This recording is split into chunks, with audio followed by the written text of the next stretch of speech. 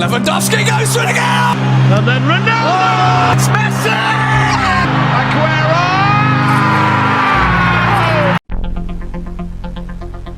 Hey guys, it's Divyansh, welcome back to another episode. और इस episode में हम लोग रिव्यू करने वाले हैं पोर्चुगल वर्सेस जर्मनी के मैच को। वीडियो का एंड तक जरूर देखना। वीडियो पसंद आए वीडियो को लाइक करना, चैनल को सब्सक्राइब करना। मैं इसी तरह फुटबॉल से रिलेटेड कंटेंट इस चैनल पे अपलोड करता हूं। तो बिना टाइम वेस्ट करे शुरू करते हैं अपनी एनालिसिस को। और सबसे पहले बात करते हैं इस मैच के रिजल्ट की। तो इस मैच में जर्मनी ने पोर्चुगल को 4-2 की स्कोर लाइन से हरा दिया है, जहाँ पे पोर्चुगल की तरफ से गोल मारे हैं रोनाल्डो ने और डिएगो जोटा ने। वहीं अगर जर्मनी की बात करें तो जर्मनी की तरफ से 2 ओन गोल मारे हैं रूबन दियास ने और राफेल गुरेरो ने। वहीं अगर उनके खुद के जो प्लेयर्स ने स्कोर करे हैं वो है काय हैवर्ट्स और रॉबिन गुसेंस। अब यार बात करते हैं इस मैच में दोनों टीम्स की फॉर्मेशन में। और मेरे हिसाब से यार इस मैच में जो सबसे बड़ा हुकुम का इक्का था वो कहीं ना कहीं जर्मनी की फॉर्मेशन थी। लेकिन सबसे पहले बात करते हैं यार पोर्चुगल की फॉर्मेशन से। अब यार हमें पता है कि पिछले मैच में हंगरी के अगेंस्ट जो फर्नांडो सेंटोस थे उन्होंने पोर्चुगल में अपनी जो उनकी कंफर्ट फॉर्मेशन है यानी कि 4-2-3 फॉर्मेशन उसको यूज़ किया था। यहाँ भी कहीं ना कहीं एक तरीके से 4-2-3-1 फॉर्मेशन में थी, बट कहीं ना कहीं उसको थोड़ा ट्विक करा कहीं ना कहीं जर्मनी को सरप्राइज करने के लिए। और यहाँ पे जो उन्होंने फॉर्मेशन यूज़ किया वो है 4-1-4-1 फॉर्मेशन, जहाँ पे अगर हम डिफेंस की बात करें तो बिल्कुल सेम है। नेल्सन सेमेडो, पेपे, रूबन दियास और गुरेरो। वहीं अगर बात करें सीडीएम की तो पिछले मैच में 2 थे और इस मैच में 1 है और वो है डेनिलो परेरा। और अगर बात करें फ्रंट 4 की तो वो थे Bernardo Silva, Bruno Fernandes, Carvalho, Diogo Jota with Cristiano Ronaldo up top. अब यार ऑब्वियसली आप दोनों फॉर्मेशंस को पिछले मैच की फॉर्मेशन में और इस मैच की फॉर्मेशन में डिफरेंस देख लिया होगा। जो डेनिलो परेरा हैं और जो विलियम कावालो हैं उनमें से सिर्फ एक को सीडीएम पे रखा है और बाकी दूसरे को सीडीएम से हटा के सेंटर अटैकिंग मिडफील्डर की रिस्पॉन्सिबिलिटी दी है। कहीं ना कहीं इसकी वजह से नेगेटिव इफेक्ट ज़्यादा नहीं पड़ा है। बट बात करते हैं यार हम जर्मनी की फॉर्मेशन से। तो यार हमें पता है कि पिछला मैच जो जर्मनी का था वो था फ्रांस में, जहाँ पे वो 1-0 की स्कोर लाइन से हार गए थे। बट डिस्पाइट द फैक्ट कि वो 1-0 की स्कोर लाइन से हार गए थे, after the match at the end of the day everyone was praising and everyone was impressed with Germany performance. और उसी के चलते यार कहीं ना कहीं जोचिम लोव ने एक बार फिर से वही स्टार्टिंग 11 और वही फॉर्मेशन को इस बार भी यूज किया है अगेंस्ट पोर्चुगल, जहाँ पे एंटोनी रुडिगर, मैट हमल्स और गिंटर थे 3 सेंटर बैक्स। अगर विंग बैक्स की बात करें तो वो थे रॉबिन गोसेंस, किमिच। और अगर 2 होल्डिंग मिडफील्डर की बात करें तो वो थे टोनी क्रूस और इल्काय गुंडोगान। और फ्रंट 3 की बात करें तो वो थे काय हैवर्ट्स, थॉमस मुलर और सर्ज ग्नाब्री। अब यार मैच स्टार्ट होता है, लेकिन हम इस मैच में कहीं ना कहीं दोनों टीम्स की जो स्ट्रैटेजी थी उसको समझने के लिए हमें कहीं ना कहीं इस मैच से पहले के बिल्डअप और सिनेरियो को देखना पड़ेगा। अब अगर यार सिनेरियो की बात करें तो अगर इस मैच के एक्चुअली में शुरू होने से पहले अगर हम दोनों टीम्स के लास्ट मैच को देखें तो हमें पता है कि यार जर्मनी फ्रांस से हार गई थी और पोर्चुगल ने हंगरी को 3-0 की स्कोर लाइन से हरा दिया था। तो कहीं ना कहीं जो मोमेंटम था और जो कॉन्फिडेंस था वो पोर्चुगल की साइड था। और अगर हम टेबल की बात करें तो जैसे कि यार आप देख सकते हैं इस मैच से पहले पोर्चुगल इस समय टेबल के ऊपर थी, यानी कि Portugal top of the table थी। और अगर वो मैच जीत जाती तो कहीं ना कहीं वो सीधा क्वालिफाई होती राउंड ऑफ 16 में। और अगर जर्मनी ये मैच हार जाती तो कहीं ना कहीं वो राउंड ऑफ 16 के लिए क्वालिफाई करने के लिए उनको फिर वो रैंक 3 वाला जो रूल होता है कहीं ना कहीं उस झमेले से गुजरना पड़ता, लेकिन डायरेक्ट क्वालिफिकेशन वो नहीं ले पाती। और कहीं ना कहीं यार हंगरी का हमने देखा, जो हंगरी और फ्रांस का जो रिजल्ट था 1-1 से, उसी के साथ शायद से इस गेम में हंगरी भी इस कॉम्पिटिशन में अभी भी बनी हुई है। तो कहीं ना कहीं यार सारा प्रेशर और बर्डन था वो कहीं ना कहीं जर्मनी के ऊपर था और पोर्चुगल को सिर्फ और सिर्फ सेफ खेलना था। इसी के साथ जैसे मैं आपको बता रहा था कि स्ट्रैटेजी को समझने के लिए सिनेरियो को समझना है, तो हमें यहाँ पे ये पता चल गया कि यार इस मैच में जो पोर्चुगल है वो डिफेंड करने वाला है और वो कहीं ना कहीं काउंटर अटैक पे डिपेंड होगा। वहीं जर्मनी होगी वो कहीं ना कहीं अर्जेंसी दिखाएगी और कहीं ना कहीं थोड़ा सा अटैक्स में अपने नंबर को ज़्यादा इंक्रीज करेगी। अब यार मैच में हमने यही देखा कि मैच के पहले 5 मिनट में बिल्कुल सेम इंप्लीमेंट होता है, सेम स्ट्रेटजीज इंप्लीमेंट होती है, जहाँ पे जर्मनी काफ़ी नंबर्स में अटैक करती है और पोर्चुगल डिप सीट करती है। लेकिन यहाँ पे यार सबसे बड़ा ट्विस्ट ये था कि पहले 5 मिनट में एक्चुअली में जब हम गेम प्ले को यार ऐसे गेम को एनालाइज कर रहे थे तो ये लग रहा था कि एक्चुअली में यही दोनों टीम की स्ट्रैटेजीज थी कि पोर्चुगल के हिसाब से भी चल रहा था और जर्मनी के हिसाब से भी चल रहा था। लेकिन पहले 8-10 मिनट के बाद ही ये समझ में आ गया था कि पोर्चुगल को घंटा नहीं पता चल रहा कि इनके साथ क्या हो रहा है इस गेम में, क्योंकि यार इट वॉज एक्चुअली पहले 10 मिनट में मेरे को नहीं लगता कि पोर्चुगल के सारे प्लेयर्स ने बॉल को टच भी करा होगा। It was all Germany.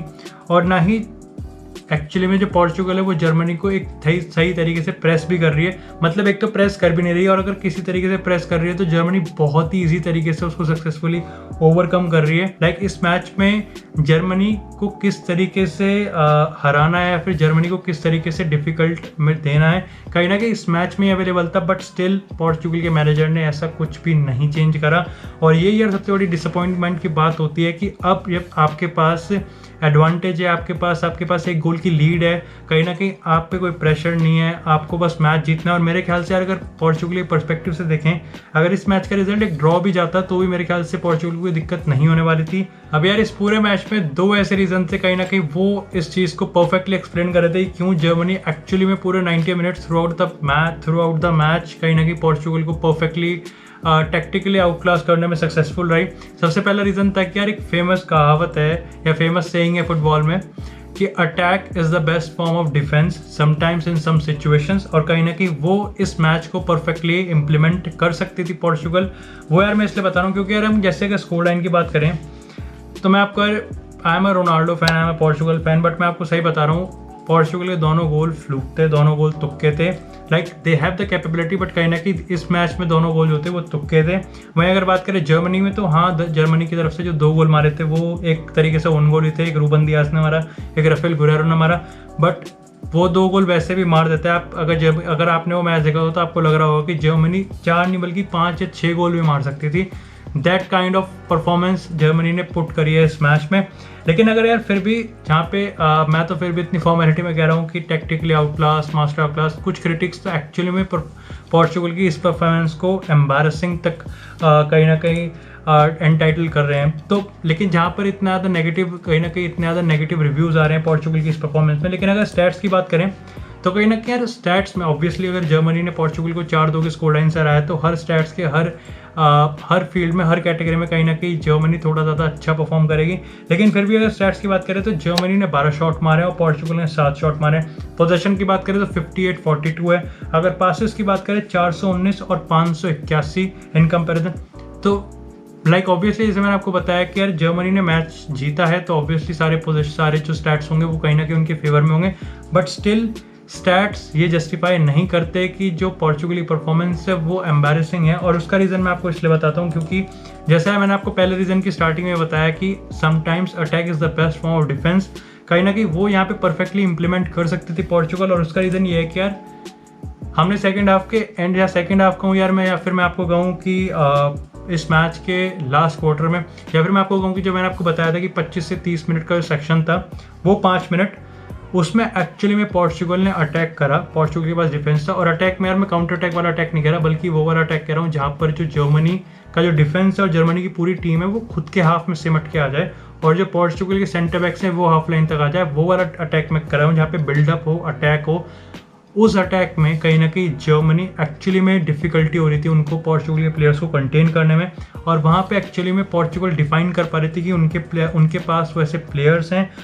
तब हम कह सकते थे कि जो फर्नांडो सैंटोस ने जो टैक्टिक सोची थी वो कहीं ना कहीं काम कर रही है, otherwise it's totally off the place. Counter attack पे भाई जर्मनी को इतना सा भी दिक्कत नहीं हो रही थी, इतनी सी भी दिक्कत नहीं हो रही थी। हाँ पहला गोल आया था उसके हिसाब से, बट अदरवाइज हम क्वार्टर की बात करें, लास्ट क्वार्टर की बात करें तो जब भी पोर्चुगल अटैक करी थी जर्मनी एक्चुअली में डिफिकल्ट हो रही थी। और इस पूरे मैच में देयर ऑब्वियसली जर्मनी गोल मारेगी कैसे अगर जर्मनी खुद का ही गोल बचाएगी। That's why what I am saying कि sometimes attack is the best form of defence, और वो पोर्चुगल इसमें कर सकती थी। उन्होंने करने की कोशिश करी बट तब तक बहुत ज़्यादा लेट हो चुका था, तब तक स्कोर लाइन जो थी वो ऑलरेडी 4-1 चल रही थी। और जैसा आपको पता है कि जो दूसरा गोल आया था वो 67वें मिनट में आया था और वो भी कहीं ना कहीं इसी प्रेशर का, आप कह सकते हैं इसी प्रेशर का रिजल्ट था। अब बात करते हैं इस मैच के दूसरे रीज़न की, और उसके रिगार्डिंग तो यार सिंपल सा वर्डिक्ट मेरा है कि जो पोर्चुगल है और चाहे पोर्चुगल के मैनेजर हैं उन्होंने पहले 10 मिनट से लेके 90 मिनट तक उसका जो सोल्यूशन है ना वो पोर्चुगल की टीम ऑन द फील्ड ढूंढ पाई, और ना ही हमने देखा दोनों हाफ के हर हाफ में एक ड्रिंक्स ब्रेक हुआ था। फिर हाफ टाइम के पास जो टीम टॉप हुई थी कहीं ना कहीं फर्नांडो सैंटोस उसको तब भी सॉल्व नहीं कर पाए, और वो रीज़न था यार इस टीम की फॉर्मेशन यानी कि जर्मनी की फॉर्मेशन। अब जैसे मैंने आपको बताया जर्मनी ने एक्चुअली में 2 विंग बैक्स यूज़ करे थे और वो परफेक्टली काउंटर ओवरकम कर रहे थे कहीं ना कहीं पोर्चुगल को, और उसको मैं यार एक्सप्लेन करता हूँ आपको। यार आपको पता है कि पोर्चुगल का जो गेम स्टाइल होता है उसमें कहीं ना कहीं जो उनके फुल बैक्स होते हैं उनके पास पूरी फ्रीडम होती है कि वो आगे जाके अटैक कर सकते हैं, और वही कहीं ना कहीं यहाँ पे हो रहा था, चाहे वो काउंटर अटैक हो चाहे वो वैसे भी अटैक हो। जो नेल्सन सेमेडो होते और जो राफेल गुरेरो थे वो कहीं ना कहीं हाई ऑफ द पिच होते थे, और जो डेनिलो परेरा थे वो कहीं ना कहीं जो पीछे डिफेंस में नंबर्स होते हैं उनको इंक्रीज करने के लिए सेंटर बैक के साथ ज्वाइन हो जाते थे। तो कहीं ना कहीं आप कह सकते हो कि पोर्चुगल की डिफेंस में 3 प्लेयर हुआ करते थे, it was Pepe, it was Ruben Dias and it was Danilo Pereira. Germany की बात करें तो जर्मनी के पास ग्नाब्री, काय हैवर्ट्स, थॉमस मुलर, तो 3 पोर्चुगल के प्लेयर इधर और 3 जर्मनी के प्लेयर इधर वापस आते थे। तो नेल्सन सेमेडो और राफेल गुरेरो वापस से उस 3v3 की फॉर्म, जो 3v3 की सिचुएशन होती थी उसको ओवरकम करने के लिए कहीं ना कहीं पोर्चुगल की तरफ आ जाते थे। मतलब ऑब्वियसली पोर्चुगल की टीम में ही है बट कहीं ना कहीं डिफेंस में आ जाते थे। तो पोर्चुगल के 5 हो गए, जर्मनी के 3 हो गए, और इससे लाइक यू वेट, अगर आपको ऐसा लगेगा ऑन पेपर कि अब तो लाइक जो पोर्चुगल है वो डिफेंड कर लेगी, बट एक्चुअली में इट्स नॉट दैट सिंपल, क्योंकि यार यहाँ पे पोर्चुगल ने सबसे बड़ी गलती ये कर दी कि इन 3 को कंटेन करने के लिए जो नेल्सन सेमेडो और राफेल गुरेरो डिफेंस में आए हैं वो इतना नैरो आ गए हैं। लाइक पोर्चुगल इतना नैरो डिफेंड कर रही थी कि वो जो पेनल्टी बॉक्स होता है ना उसमें 5 प्लेयर्स थे पोर्चुगल के, और वहीं पर ही जो गोसेंस थे, रॉबिन गोसेंस और जो किमिच, उनका कहीं ना कहीं सबसे बड़ा रोल होता है, because now they are already free. चाहे हम जिसने मैच देखा होगा यार, चाहे अगर आप हाईलाइट्स भी देखोगे इस मैच के गोल्स की या ऑल गोल्स देखोगे, क्लिप देखोगे अगर आपने, तो चाहे वो गोसेंस का हेडर हो जो लास्ट गोल उन्होंने मारा था, चाहे वो जोशुआ किमिच का वो चाहे वो गोसेंस का असिस्ट हो जो कि काय हैवर्ट्स ने या रूबन दियास ने जो ओन गोल मारा था, चाहे वो अगर हम कहें जो राफेल गुरेरो ने और रूबन दियास ने पहले 2 ओन गोल करे थे, चाहे वो हर उसी तरीके से आया था कि विंग बैक्स पे एक्चुअली में पूरी दुनिया भर का टाइम था कि वो चाहे क्रिएट करें, चाहे कट इनसाइड करें, चाहे क्रॉस डालें, क्योंकि उनको प्रेस करने वाला कोई नहीं था। दिस वॉज बिकॉज कि जो पोर्चुगल का सारा डिफेंस है वो पेनल्टी बॉक्स के अंदर ही सिमट के रह गया, और now they have given the Germany the width.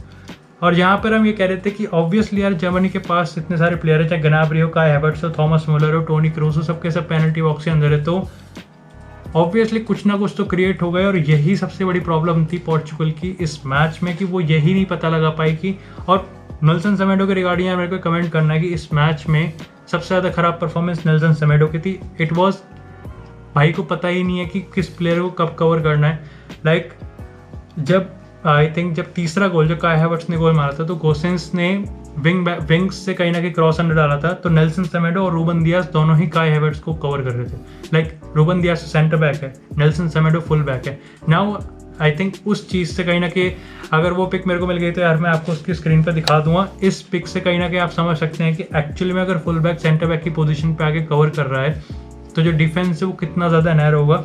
और यही सबसे बड़ा रीज़न था कि क्यों जर्मनी एक्चुअली में हर चीज़ को ओवरकम कर पा रही थी, और कहीं ना कहीं पोर्चुगल को उसने टैक्टिकली आउटक्लास कर दिया इस थ्रू आउट द मैच में। और डिस्पाइट द फैक्ट कि 2 ड्रिंक्स ब्रेक होते हैं, 15 मिनट का टीम टॉक होता है, फर्नांडो सेंटोस ने उसको तब भी ओवरकम नहीं करा, और ये सबसे बड़ा कहीं ना कहीं डिसअपॉइंटेड है। एंड द फैक्ट इज कि नेक्स्ट मैच पोर्चुगल का फ्रांस के साथ होने वाला है, और अब कहीं ना कहीं इस मैच को कहीं ना कहीं जर्मनी ने पोर्चुगल को हरा के जो सारा प्रेशर और सारा बर्डन उनके ऊपर था वो कहीं ना कहीं शिफ्ट हो चुका है पोर्चुगल के ऊपर। और नेक्स्ट मैच में ग्रुप एफ के जो लास्ट डे होगा उसमें कहीं ना कहीं जर्मनी वर्सेस हंगरी होगा और पोर्चुगल वर्सेस फ्रांस होगा। और अगर ये गलती पोर्चुगल ने फ्रांस के खिलाफ करी ना तो फ्रांस के पास जर्मनी से भी ज़्यादा बेटर प्लेयर्स हैं, चाहे वो किलियन एम्बापे हो, चाहे वो बेंजेमा हो, और चाहे वो पॉल पोग्बा हो। बहुत बुरी तरह कहीं ना कहीं बहुत बड़े कॉन्सिक्वेंसेज उनको भुगतने पड़ेंगे। बाकी यार मेरे लिए इस मैच के यही था, इस मैच का एनालिसिस और इस मैच का रिव्यू। अगर मेरे से इस मैच के रिगार्डिंग कोई डिटेल्स छूट गई हो तो आप मुझे कमेंट सेक्शन में जरूर बता सकते हैं। बाकी अगर आपको वीडियो पसंद है वीडियो को लाइक करना, चैनल को सब्सक्राइब करना। मैं इसी तरह फुटबॉल से रिलेटेड कंटेंट इस चैनल पर अपलोड करता हूँ। So I hope you are staying safe, stay tuned and I will see you guys in the next video.